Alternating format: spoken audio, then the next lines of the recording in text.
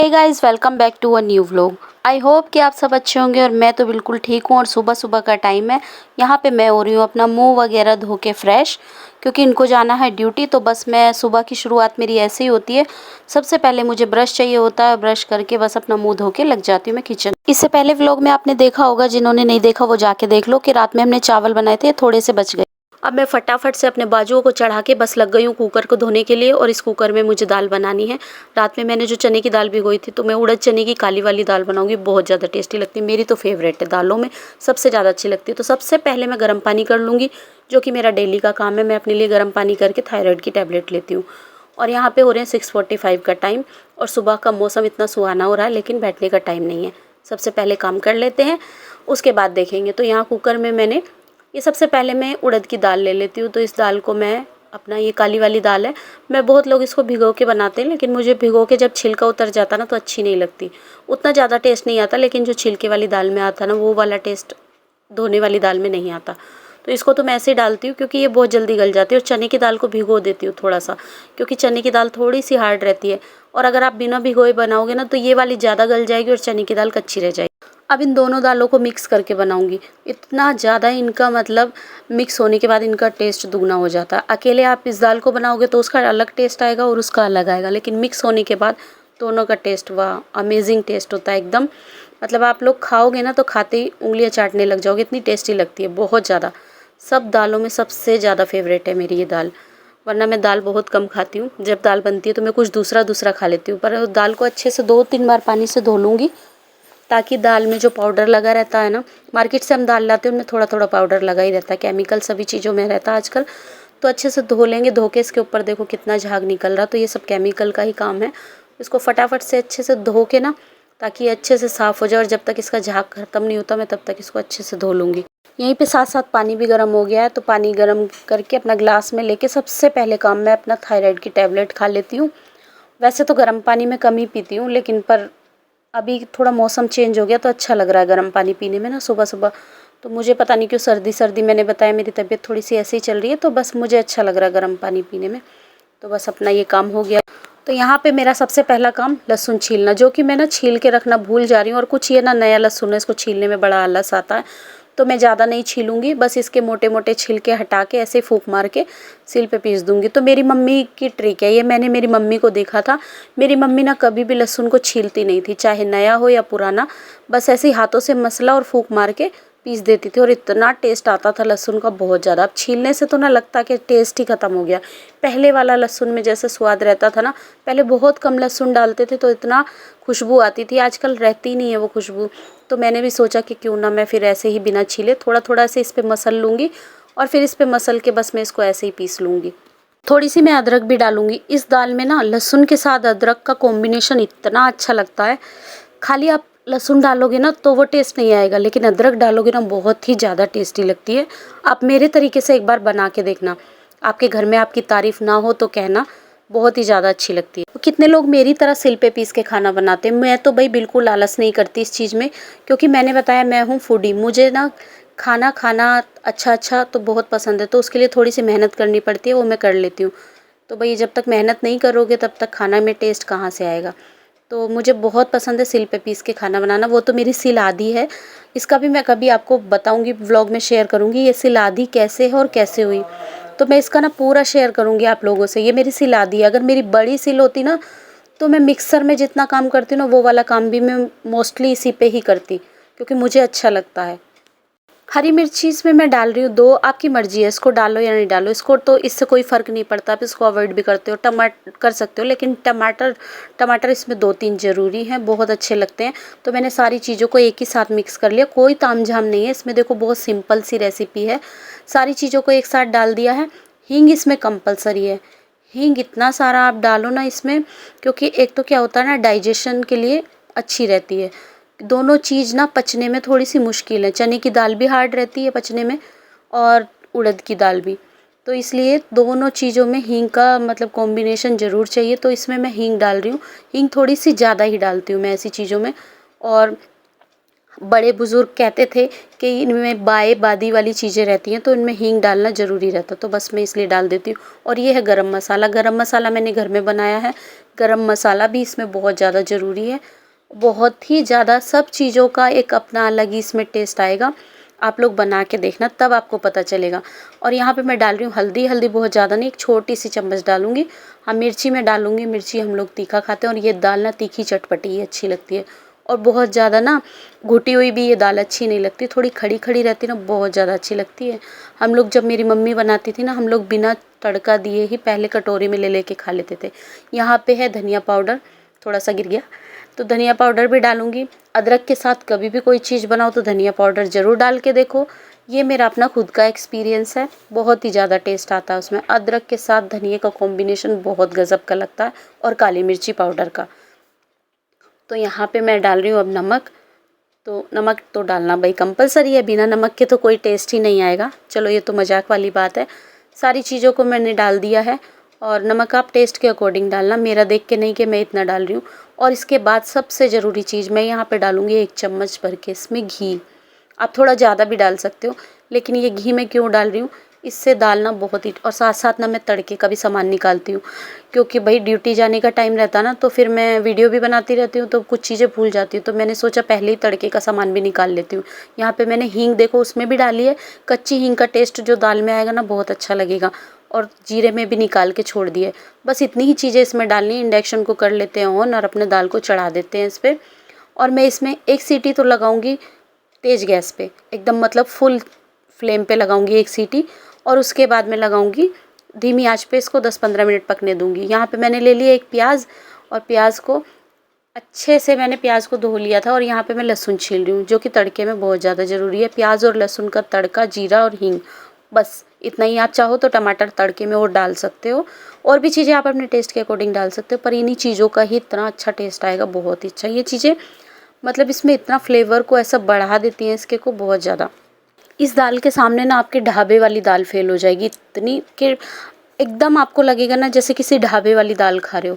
और ढाबों पे ना नॉर्थ की साइड आप जाओगे ना, तो ये दाल मिलती ही मिलती है, और इतनी टेस्टी लगती है बहुत ज़्यादा। जब आप ढाबे वाली दाल घर में ही बना लोगे, तो आप लोगों को कहीं जाने की ज़रूरत नहीं है, इतनी ज़्यादा टेस्टी लगेगी। आप लोग बना के देखना, फिर उसके बाद मुझे कमेंट्स करना। पहले वीडियो देख लेना, फिर बना के देखना, और अगर अच्छी लगेगी ना तभी कमेंट करना, नहीं तो मत करना, क्योंकि बहुत ही ज़्यादा अच्छी लगती है भाई। ये दाल हर किसी को पसंद आती है, कोई ऐसा नहीं है कि नहीं पसंद आएगी, सबको पसंद आने वाली दाल है ये है मेरा सुबह सुबह वाला गैजेट। इससे लहसुन, प्याज, हरी मिर्ची सब कुछ ना बहुत जल्दी से चॉप हो जाता है। वैसे तो चॉपर में भी हो जाता, पर चॉपर में ना मुझे बड़ा उसको खींचने में बड़ा आलस आता है। तो देखो यहाँ पे लहसुन, प्याज और जीरा, हींग, बस इतना ही मैं तड़के में डालूंगी। आप चाहो तो हल्का सा गरम मसाला तड़के में भी डाल सकते हो, बस मैं, लेकिन मेरे लिए मसाला इतना इनफ है जितना मैंने डाला है। तो अब 1 सीटी लगने के बाद ये जो हमने रात दही जमाई थी, पहले आप लोगों को दही दिखा दूँ। इस मौसम में ना दही बड़ी अच्छी जमती है, बहुत अच्छी दही जमती है। देखो बिल्कुल हिलती भी नहीं है। तो दही मैंने बताया, अब इसको मैं ना फेंट के रख देती हूँ। दही को फेंट के रखने से क्या होता है ना, जैसे आप अगर दही को जमाई हुई में से निकालते रहते हो, तो देखा होगा आप लोगों ने कि दही ना पूरा पानी पानी हो जाती है। जो लोग पहले खा लेते हैं तो वो ठीक है, बाकी बाद में ना पूरा पानी पानी जैसे हो जाती है। तो आप लोग दही जमाने के बाद ना कभी भी उसको अच्छे से फेंट के रख दिया करो। फिर आप जितनी भी दही लोगे, जितनी भी बार उसमें चम्मच डालोगे ना, बिल्कुल भी पानी पानी नहीं होगा।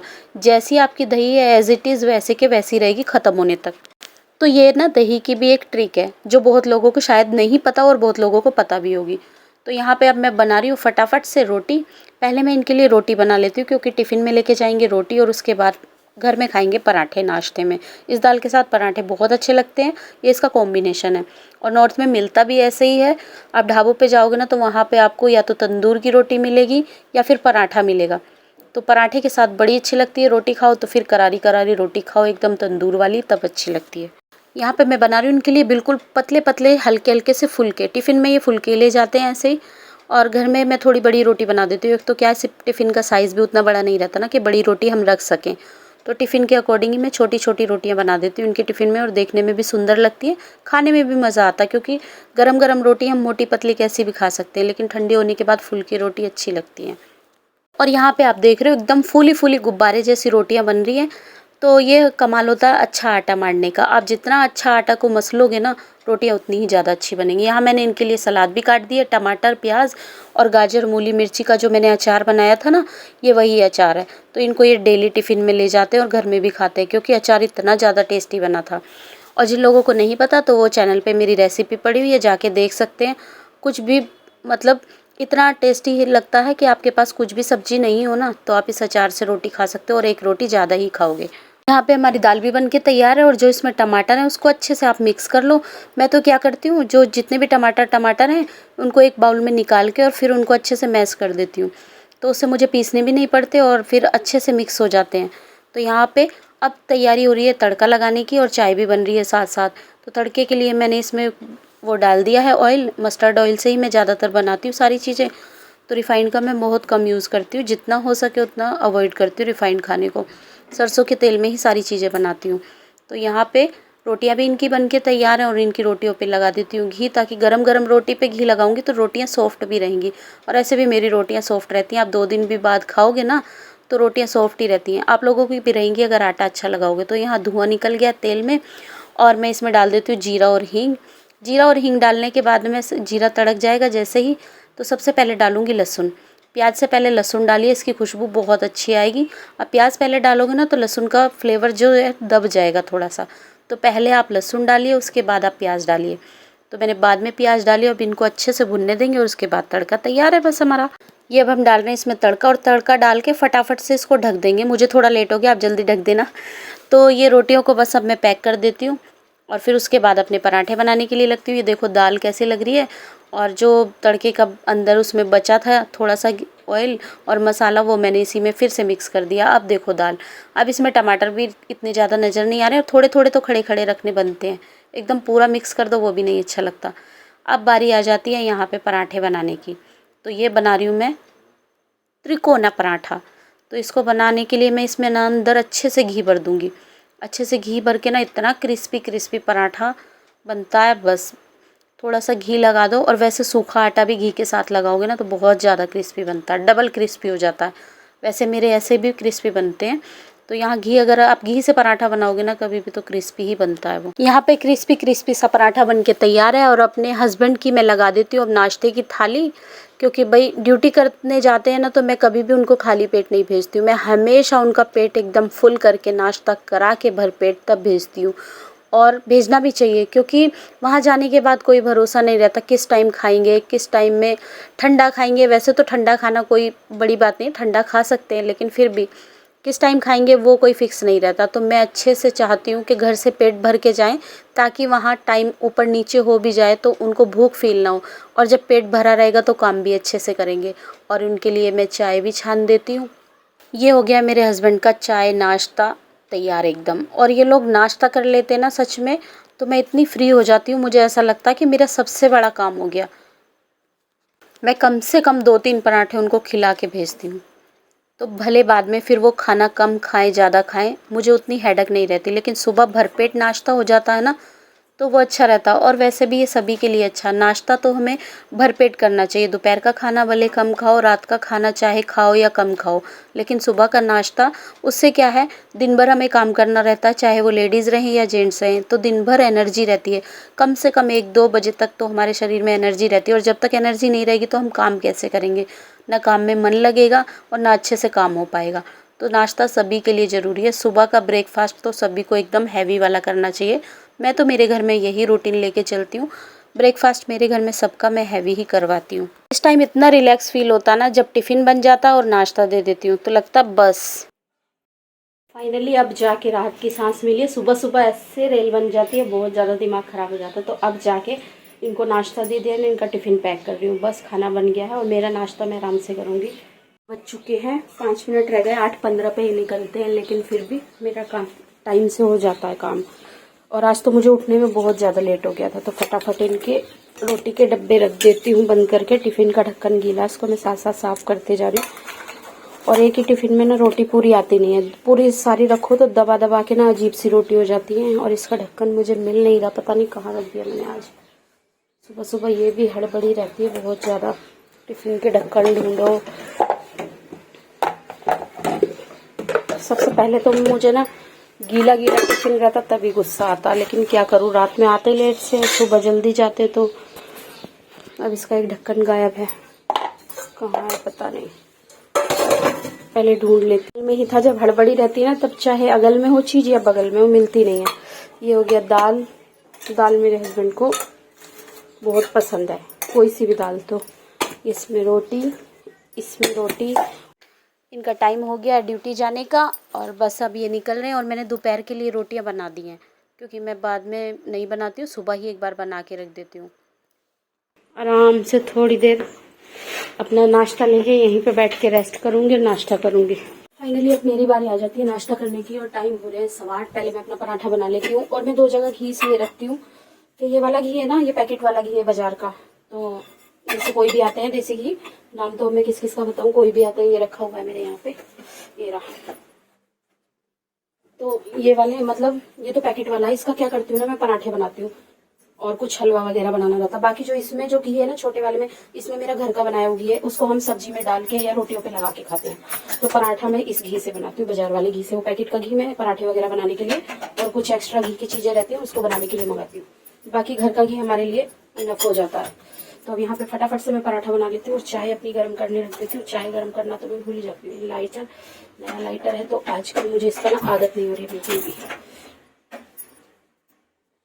मेरे हस्बैंड यही खा गए और मैं हमेशा ना उनकी झूठी प्लेट में ही खाती हूँ। जब भी वो प्लेट रखने आते हैं ना तो मैं उनको बोलती हूँ बाहर ही रख दो। तो मैं अक्सर खाती हूँ ऐसे ही। कभी बहुत ज्यादा गंदी कर देते हैं ना, बहुत ज्यादा, हमेशा ऐसा नहीं बोलूंगी, बहुत ज्यादा क्या करते हैं, जैसे कोई सब्जी गर्म है तो वो निकाल के साइड में खा लेते हैं, बहुत ज्यादा गंदी कर देते हैं, तब मैं नहीं खाती। नहीं तो मैं हमेशा प्लेट में ही खाती हूँ ज्यादातर। मुझे पता नहीं क्यों आदत सी है ऐसी, अजीब सी।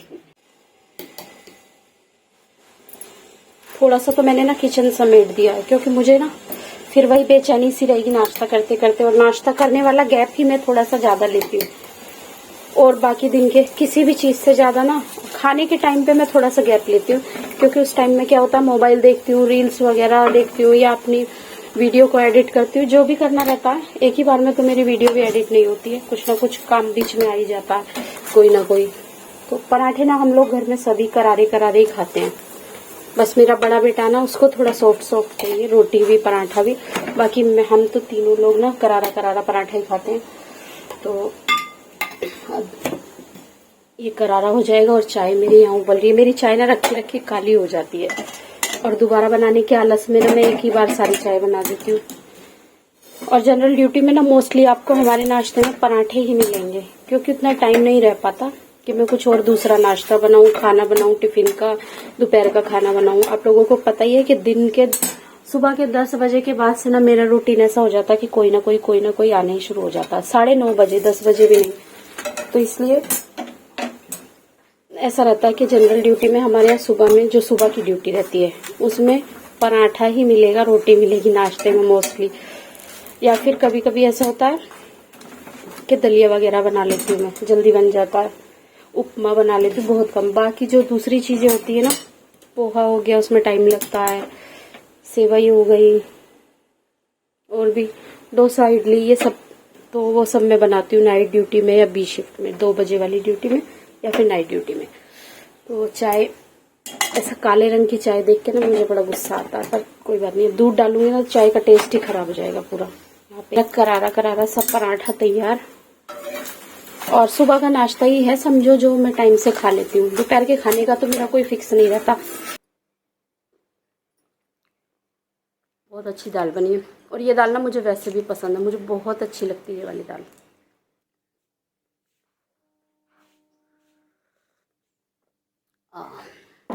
आप लोगों को पराठे की आवाज दिखाऊं, एकदम करारा करारा पराठा, और ऐसे ही अच्छा लगता है।